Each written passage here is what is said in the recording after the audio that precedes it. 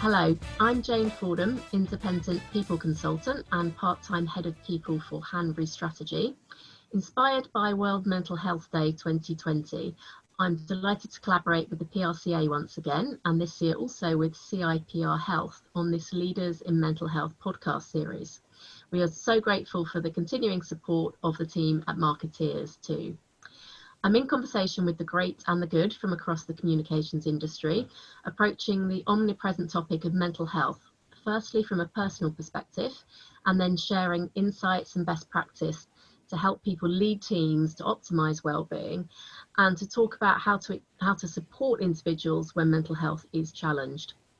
Today is the second in our series, and I'm delighted to be joined by the brilliant Kate Stevens, President of Europe at Axicom. 2020 has been a roller coaster for any and all of us, but Kate has had to deal with bereavement, a new role and the pandemic, all of which no doubt will have had an impact on her well-being and that of the wider team. Before I let you introduce yourself, Kate, a couple of scene-setting data points from the second annual survey from Opinion and the PRCA, continuing the conversation mental health in PR. So, three elements of the data that really resonated with me. 64% of respondents saying that they feel their employer takes their mental health and well-being of employees seriously, and that's up in just 12 months from 53%, which is pretty decent, especially given the backdrop. However, that said, there is still much work to be done, and clearly against the significant backdrop of COVID, the stress of unmanageable workloads is still an issue and remains the biggest source of stress as it was last year. Not surprisingly, perhaps, the second biggest source of stress in 2020 at 44% is the impact of the coronavirus on the company, on the brand that they work for. So that's more than enough of me. Kate, welcome along. Love you to introduce yourself and to hear your top line thoughts on some of those stats to sort of set the scene as we begin our conversation. Yeah, thank you for having me. So those stats, this was it 64% of employees are starting to take their people's mental health seriously. That still does mean there's a large percentage that don't take it seriously. And I kind of find myself feeling quite surprised that here in 2020 there are so many people that don't take it seriously. And what is it that people feel isn't being taken seriously? Because surely the well-being of your staff directly impacts their productivity, their output, how well they work, how well they interact with clients, how driven they are to drive for new business. All the good stuff that you need them to be doing for your business is directly impacted by their wellness. So it seems extraordinary to me that it's not 100% or at least 90%. You know, there's always going to be somebody who doesn't think it's a real thing, right? And again, utterly not surprised by coronavirus impacting how everybody feels. I speak for myself when I say it certainly sent me wild. The unusual circumstances we found ourselves in. You know, it's very easy if you are fortunate enough to have not been directly impacted by anyone close to you getting COVID, getting very ill from COVID, or even passing away through COVID. But even so, every single one of us has been impacted in our own way and in a very different way. And we're all the center of our own stories. So we've all ridden that in a very, very difficult way. I think one of the things I found hardest to hear was, you know, oh, you're still better off than somebody else though, right? At least you're not this, at least you're not that. And I think you can't cross compare because we all feel things differently. We all ride things differently. We're all juggling different. You can't compare apples to oranges. It just doesn't work like that. So yes, in many ways we can all count our blessings for the different fortunes we have, but it doesn't take away the fact that I struggle as much as the next person, you know, and I think that's true for everybody. Yes. Yeah, I 100% agree. And actually, that's an interesting opener because I'm often quoted as calling myself an optimist, which I am. And I read a data set and thought, my goodness, what significant progress in only 12 months. But you're right. I mean, that's still a third that, of people that work in this industry who don't yet feel that their employer is fully on board. And that is startling when the challenges are as significant and omnipresent as you've just described. I think when even my own mother can recognise that mental well-being is a thing, and she's of the generation where things like anxiety weren't acknowledged, they were just things you coped with and told to have a cup of tea and get on with stuff. You know, if she can acknowledge that it's an illness that needs fixing, and that actually, what was it, her comment that she made to her neighbour? So she had my children go and stay with her. I have 2 young children, and so lockdown for me pushed all of my buttons, trying to take on a new role, deal with dragging a pan-European organisation through lockdown across each different market, dealing with the still ricocheting grief, having just buried my colleague 2 weeks before lockdown started. You know, it was all a bit much, and having a 5-year-old and an 8-year-old in the same house, expecting to be homeschooled and being told they couldn't hang out with their friends, it's too much. So as soon as we could start having those overnight stays, my mother kindly put her hand up and she said, "Oh, I'll have your 2 for a week. Why don't I take them? Starting the school holidays, I'll take the kids." Wonderful, thank you so much. So she did. And one of her neighbours said, "Are you sure that's sensible? All the way from London?" Yeah. And my mother, I'm so proud of her, she said, "Honestly, I think the well-being of my daughter is more important than anything else right now." I was like, "Go, Mum!" Air punching, right? Yes, yeah. It's I think it has brought out in equal measure the best and worst of humanity, as most crises do. And when I think my own personal motto, which I try to live by every day, is you cannot possibly judge anybody else, but you have to respect their interpretation of where we are, whichever extreme ends of the spectrum they occupy. So building on your earlier point, you can't possibly walk an inch in anybody else's shoes, and your mum clearly looked in your eyes and thought, here's a woman who needs to be only doing one job at a time. just for a moment, please. Just for a week. I hear you tenfold. So building on some of those comments, if you don't mind, Kate, if you could, I mean, you in particular, you and your organisation, my goodness, what a cruel twist of fate and chronology you've had this year. If you don't mind just kind of talking us through how the year started and kind of how you individually and the team has managed to navigate your own personal struggles and mental health, and as you just said there, dragging a pan-European organisation through a pandemic. Where do you start to answer that question? I don't know. I mean, right, let's perhaps where you suggest right at the start of the year. Well, we started the year really gung-ho with a clear vision, a clear goal, everybody invigorated. We just had our 25th anniversary as an agency, so we'd had this big event just before Christmas. Ex-colleagues, ex-clients, current clients, people from all of our offices over Europe. It was a great big sort of moment as we enter 2020 as an agency. How wonderful. And then 2020 starts, and obviously we're watching this pandemic creeping across the world slowly but surely, and Mobile World Congress, because we're tech specialists, is a massive moment for us. Yeah. And we're getting closer. There's rumors. Our clients are like, well, we think we might be pulling out. We're not too sure. So, there's this sort of thing happening. And when one of our clients, who usually has a huge presence there, pulled out that particular week, I'd had this conversation with Henry, who was our then European president, and I said, this is what's happened. And of course, there's a financial impact that comes with something like that. So we're thinking still sort of business, finance, hitting numbers for the quarter, blah, blah, blah, blah. And very pragmatically said, there's literally nothing we can do about that. Absolutely nothing we can do to stop that. And that was the week before he died of a heart attack. So that Saturday, he passed away. Cardiac arrest after being out riding. He'd taken up horse riding, which he used to do a lot when he was a bit younger. He wasn't old, only 45, just to be clear. So I'd had a call that day from his wife and my colleague trying to get in touch with me, because I'd switched my phone off because I was just focusing on the kids. We were baking together. So I switched it back on, and I thought, well, this can't be for real, can it? And it's a Saturday. So that Saturday, we took some time to call each of our country leads to tell them what was going on. Of course, these are people who have worked with this guy for years, absolute years. People at Axicom stay for a long time, is a great thing and also a terrible thing, all mixed into one. But that's a story for another day.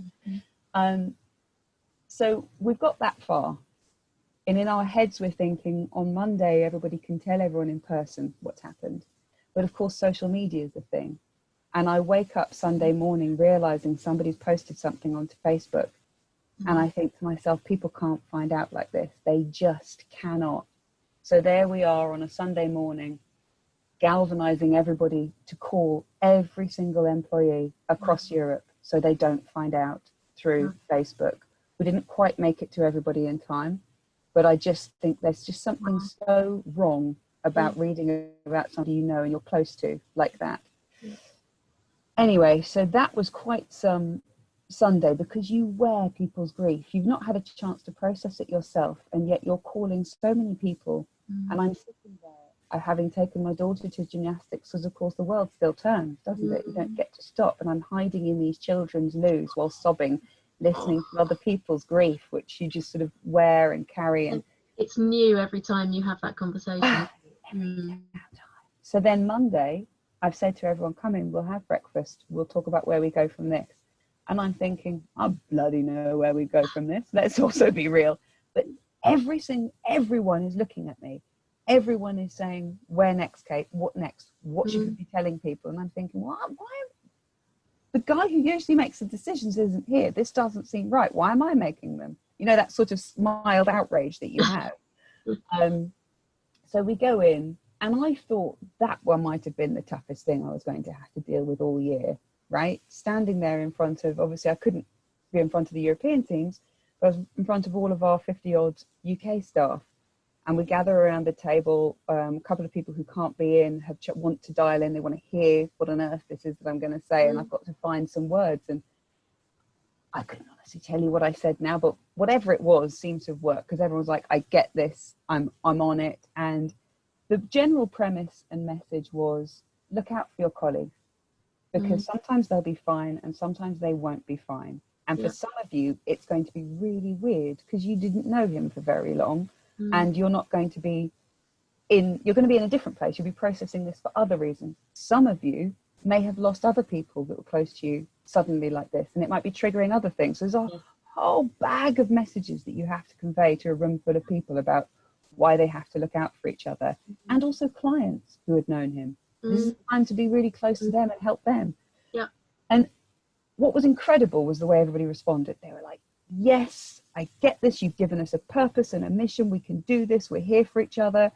And what I still think is incredibly fortunate about those events, if you can say that, is that when lockdown hit in the UK and as it hit throughout Europe, we were oddly shielded because we were still reeling from this moment, and everyone is still dealing with this look out for your colleagues message. So that kind of rode us through those early days of what was happening. And I think oddly, as a result, we were less impacted than others, emotionally speaking. I can understand that. And actually, as you were talking, I was thinking about the journey that we've been on as a society for the last couple of years. You know, this phrase, bring your whole self to work.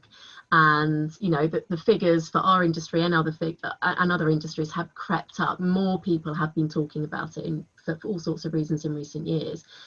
That said, for most organisations, that process was accelerated in a very forcible way. And, you know, this cataclysmic collision between home life and work life, and, you know, emotions, anxiety, life unravelling in front of your eyes because we're all in each other's bedrooms, living rooms, kitchens, and so on. So I can see that you were slightly accelerated on that journey, whether through, you know, for better or for worse, that you'd already got to quite an emotionally intelligent and open place with the team. So how much of that do you think was built on the sort of the culture that you had already established? And, you know, you talked there that lots of people have been in the organisation for a long time. So I imagine that has helped with the glue and to strengthen the values and culture and so on. And what else have you done differently or specific since lockdown to safeguard the well-being and the emotions of the team as a whole?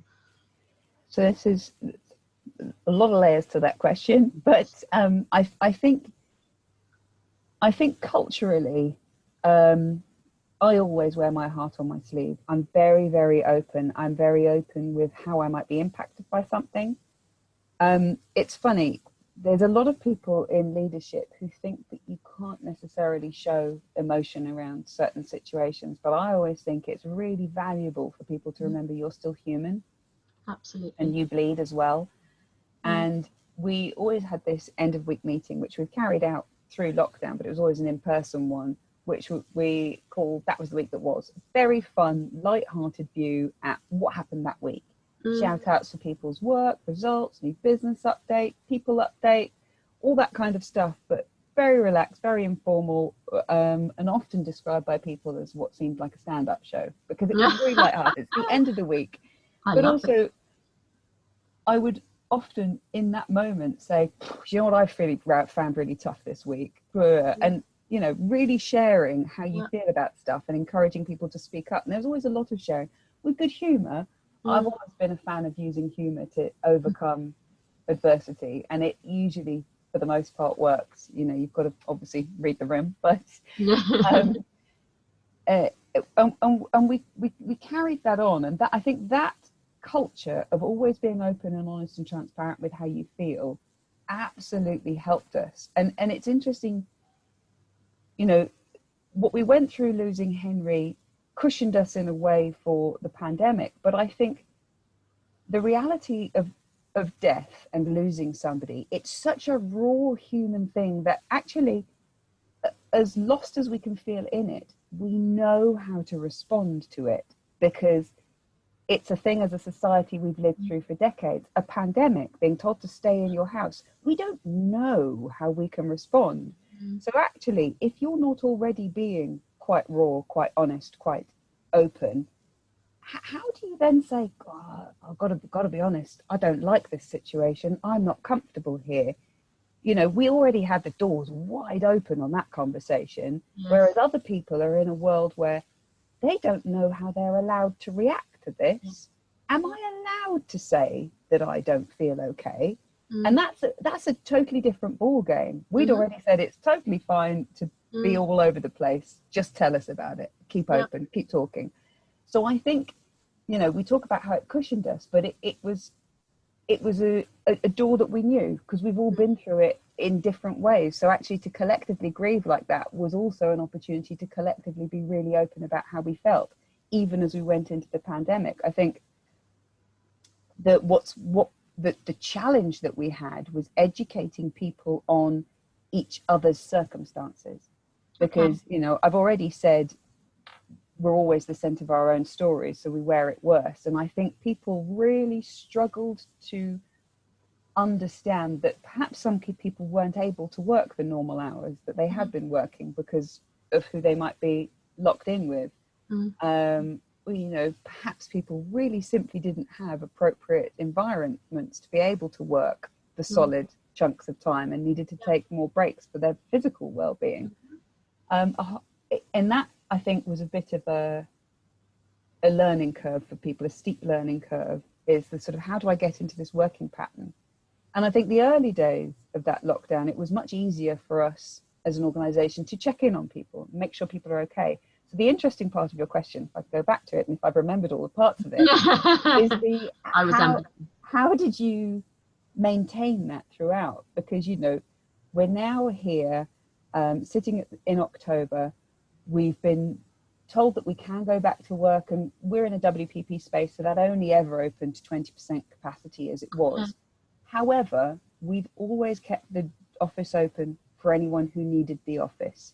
And I think that's a really key point, because not everybody could work from home, whether their environment wasn't suitable, they simply couldn't cope with whatever they were experiencing at home. And that might just be the loneliness of it, or it might be a toxic relationship. You know, there's so many reasons why people might need that change of scenery, and to take it really seriously. It's not a frivolous thing to need to change. Absolutely.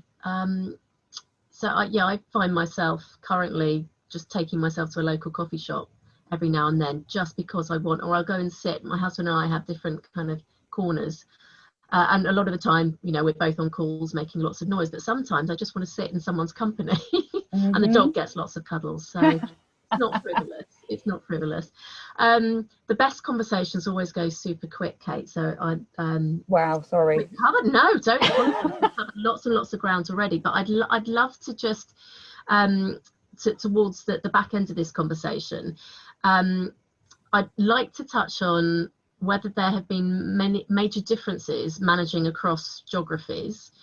So whether that's been juggling the different sort of guidelines, different cultural approaches, and then we can perhaps finish with a look ahead, try and crystal ball gaze about what work might look like into next year. But yeah, if you could just sort of shine a light on how that's been across countries, whether you've noticed major differences or whether it's been back to the same sort of human rudiments in terms of management. I mean, fundamentally, as you go across geographies, it's been the same. I think our teams have been impacted in different ways. You know, teams in Southern Europe not being allowed out at all versus what we experienced here in London.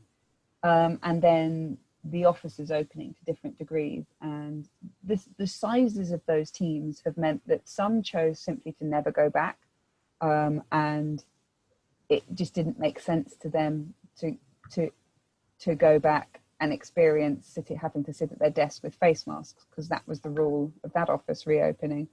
But for others, they felt that they actually really wanted to go back in as a small team and spend that time. And you know, it's been whatever suited the majority for the most part.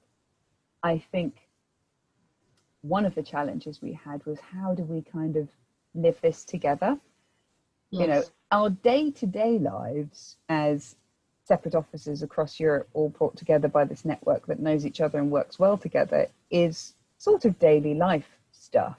You know, we'll have touch points and moments where we all come together, but actually it felt like quite a unique opportunity to bring everybody together. So we pulled together this teams where everyone across Europe was added. We did little competitions, getting people to share their daily workout photos to win some Amazon vouchers, you know, silly little things that actually people really engaged with, because they're all remote, they're all alone. This is almost in many ways entertainment. And yes. I had to give a shout out to our HR and marketing teams, who really rose to the occasion. Actually, they did such a phenomenal job of curating a weekly newsletter that had everything from must watches on Netflix through to tips and tricks for remote working, through to wellness watches and talks to watch. You know, I mean, as an organization, we've taken mental health very seriously. We have some mental health first aiders within our business to help spot the signs, make sure we're supporting people. Obviously, we have the employee assistance program. And I think it was just about making sure people are reminded of that, because, you know, as I say, I don't think people knew how they were allowed to respond to what was happening around them. And it's really interesting, you know, we had one employee whose very close relative was very, very poorly with COVID and in hospital for a very long time. And at no point did she tell us, and actually continued as if everything were entirely normal. And when I asked about this, she's like, well, you know, I haven't felt that I've needed to, which I'm going to take as she felt very supported and didn't need the extra support and didn't need to flag it. I don't know. Different.